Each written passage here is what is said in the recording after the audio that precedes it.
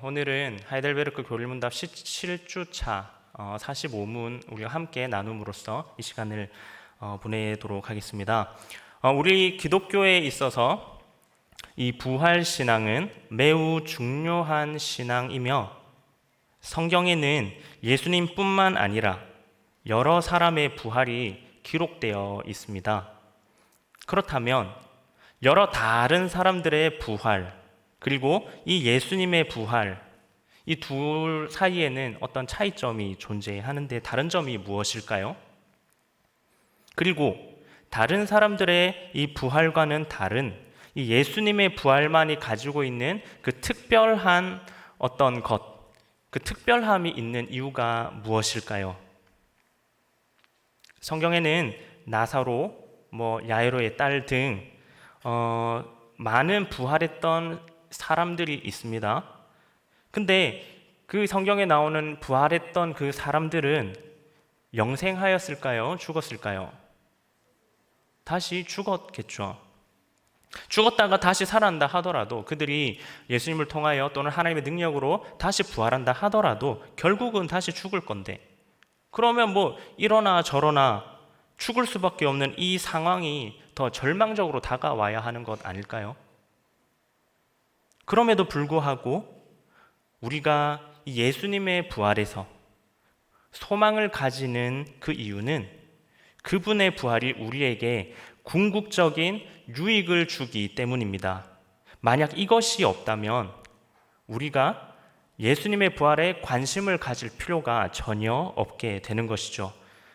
오늘 저와 여러분들은 에베소서 본문을 통하여 하이델베르크 교리문답 45문을 함께 나눔으로 부활이 우리에게 주는 세 가지 유익에 대하여 함께 살펴보고자 합니다. 먼저 요리문답 45문 질문과 답을 살펴보겠습니다. 우리 함께 읽어보겠습니다. 질문입니다. 시작. 그리스도의 부활은 우리에게 어떤 유익을 줍니까? 답입니다. 첫째, 그리스도는 부활로서 죽음을 이기셨으며 죽으심으로써 얻으신 의에 우리로 참여하게 하십니다.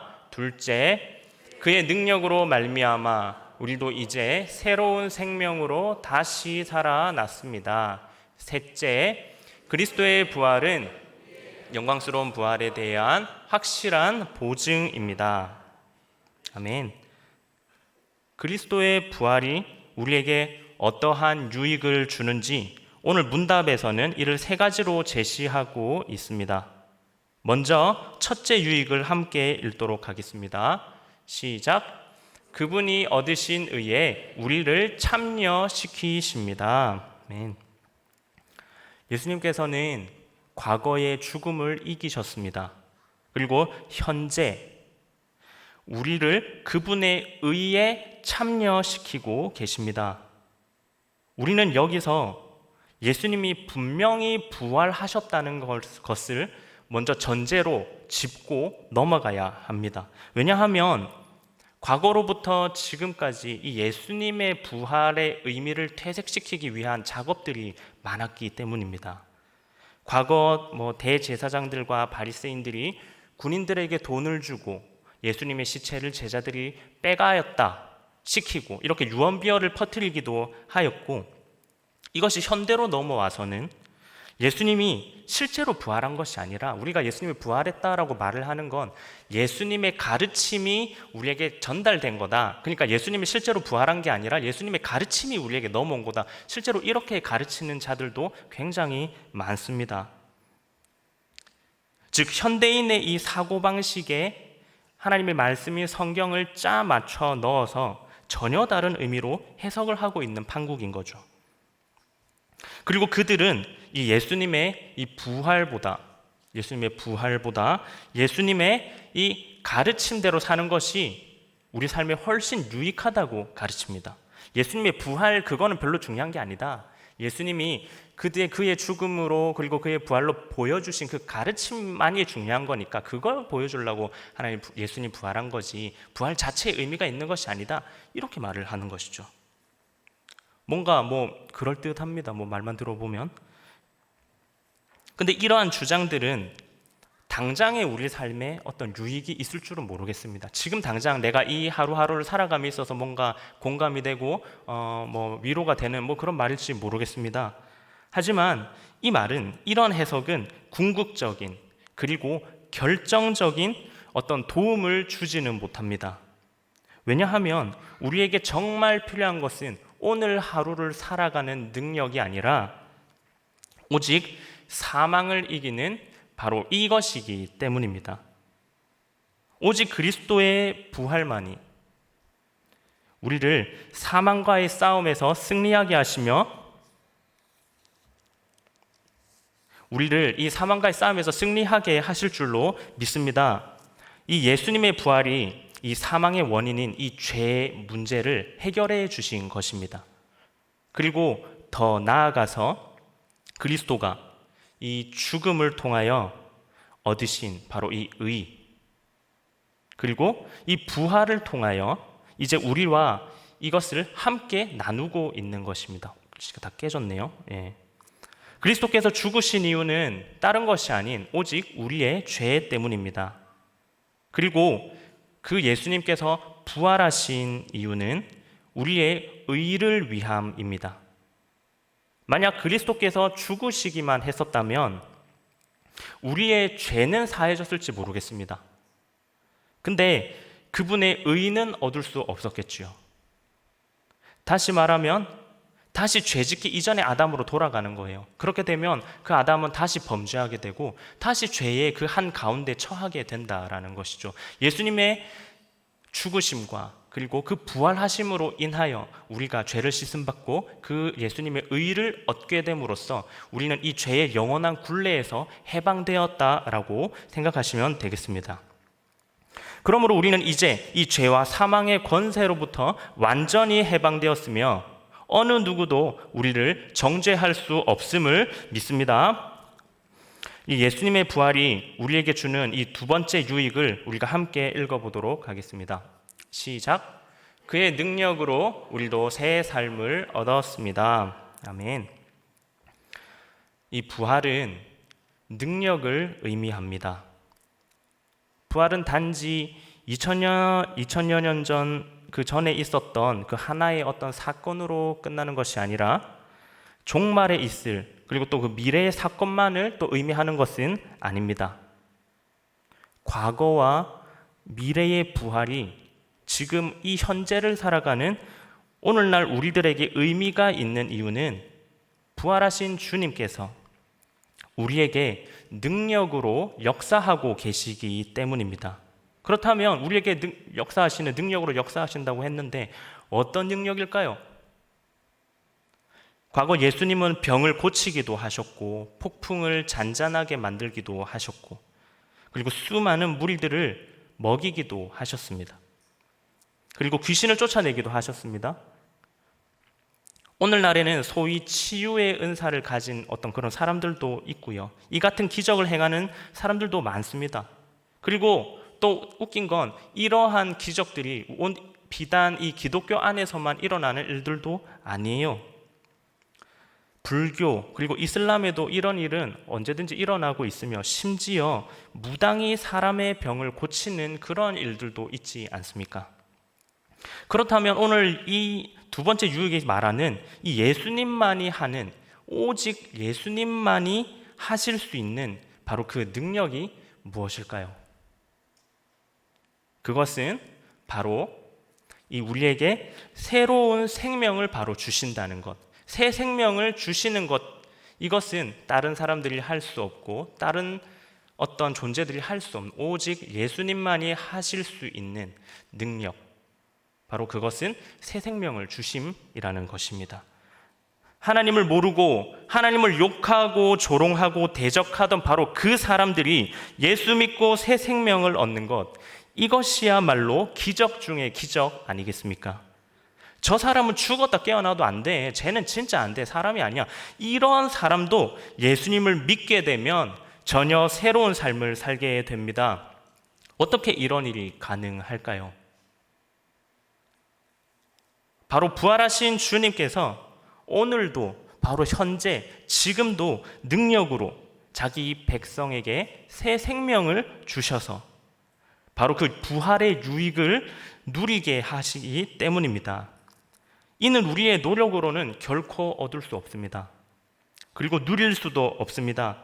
신앙생활을 이제부터 제대로 해봐야지, 어떤 그런 나의 결심, 나의 다짐만으로 이 죄의 문제를 해결할 수 없습니다. 오직 이 하나님의 능력, 오직 이 능력만이 우리를 새 생명 안에 살게 하십니다. 그리고 철저하게 그분의 능력 위에 우리 자신을 의지할 때 바로 진정으로 우리는 거듭난 삶을 살게 될 줄로 믿습니다. 그럼 이제 세 번째입니다. 예수님의 부활이 우리에게 주는 세 번째 유익을 우리가 함께 읽어보도록 하겠습니다. 시작. 우리의 영광스러운 부활에 대한 보증이 됩니다.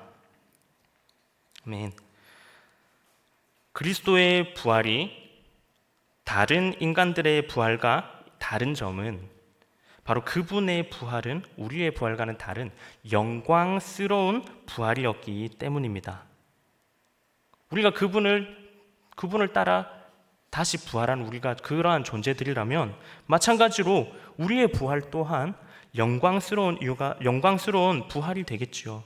우리의 부활이 영광스러운 이유는 더 이상 수치스러운 몸을 입지 않을 것이기 때문입니다. 이는 고린도후서의 말씀을 보면 알 수 있습니다. 우리 고린도전서 15장 43절 44절 말씀 함께 읽어보도록 하겠습니다. 시작. 영광스러운 것으로 다시 살아나며 약한 것으로 심고 강한 것으로 다시 살아나며 육의 몸으로 심고 신령한 몸으로 다시 살아나나니 육의 몸이 있은즉 또 영의 몸도 있느니라. 아멘. 아멘. 우리 몸은 철저하게 신령한 몸, 즉 성령으로 충만한 몸이 될 줄로 믿습니다.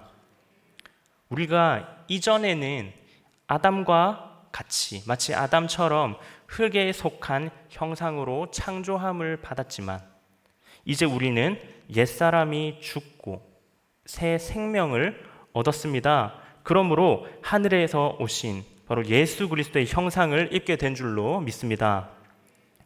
또한 특별히 이 세 번째 유익에서 저희가 함께 읽었던 이 세 번째 유익에서는 이 보증이라는 말이 나옵니다. 그리스도의 부활은 우리에게 있을 영광스러운 부활에 대한 보증수표가 되십니다. 고린도전서 15장 20절 말씀입니다. 함께 읽겠습니다. 시작. 그러나 이제 그리스도께서 죽은 자 가운데서 다시 살아나사 잠자는 자들의 첫 열매가 되셨도다. 아멘. 예수님이 부활하신 이유가 자신의 어떤 그런 자신의 능력, 나는 죽어도 살아날 수 있는 나의 능력이 있다, 이것을 보여주시기 위하여 예수님께서 죽으시고 다시 사신 것이 아닙니다. 그리스도는 부활하심으로 바로 이 잠자는 자들의 첫 열매가 되셨습니다. 이것이 무슨 뜻입니까? 우리는 그 나무의 첫 열매를 보고 이 나무가 어떤 나무이며 이 나무에서 어떤 결실을 기대할 수 있겠구나 알게 됩니다. 그리고 확신합니다. 첫 열매가 없다면 그 나무는 분명히 어떤 문제가 있는 것입니다. 예수님께서 예루살렘에 들어가셨을 때 열매 없는 무화과 나무를 저주하신 것이 바로 그 때문입니다. 그리스도께서는 부활하신 후 우리에게 성령을 주셨습니다. 그리고 그 결과로 우리의 몸은 하나님이 거하시는 성전이 되었습니다. 이것을 믿으십니까? 그리고 성령은 어떠한 일이 있더라도 우리를 떠나시지 않을 것입니다. 이 또한 믿으십니까? 그래서 우리는 이 예수 그리스도로 말미암아 우리 안에 있는 이 성령님을 통하여 부활의 기쁨을 지금 미리 느끼고 즐기고 있는 것입니다.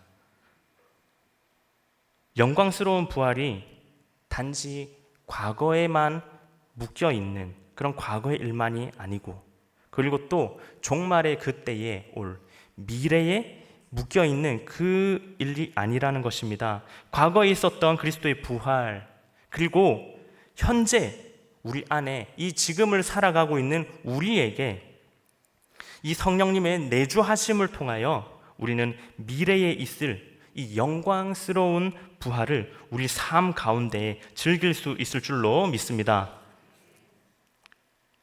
우리는 지금까지 부활이 우리에게 주는 세 가지 유익에 대하여 함께 말씀을 살펴보았습니다. 근데 이 세 가지 유익에 전제 조건이 붙습니다. 그것은 바로 이 그리스도의 연합인 거죠. 그리스도와의 이 연합이 전제되어야지 이 세 가지 유익이 우리의 유익이 된다는 것입니다. 예수님께서는 죽음과 부활하심으로 우리에게 세 가지 유익을 주셨는데 그 유익이 나의 유익이 되고 나의 삶에 적용되기 위해서 그 전제 조건, 우리와 바로 그리스도와의 연합이 필요하다라는 것입니다.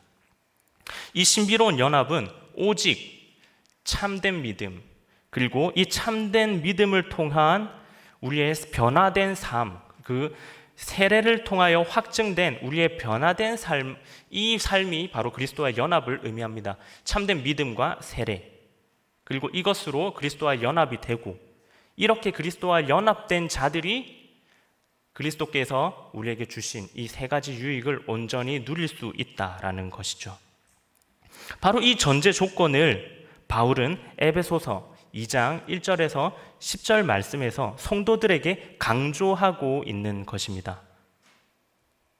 사도 바울은 성도의 구원과 그리고 예수님의 부활의 유익들을 우리에게 말하면서 특별히 이 모든 것이 사람의 행위가 아니라 오직 하나님의 은혜로 얻어진 것임을 강조하고 있습니다. 사람은 죄와 허물 때문에 영적으로 죽은 존재들입니다. 그렇기에 자기를 구원할 능력도 없으며 구원받을 자격조차 없죠. 따라서 구원은 전적으로 하나님의 능력과 그리고 하나님의 은혜로만 가능한 것입니다.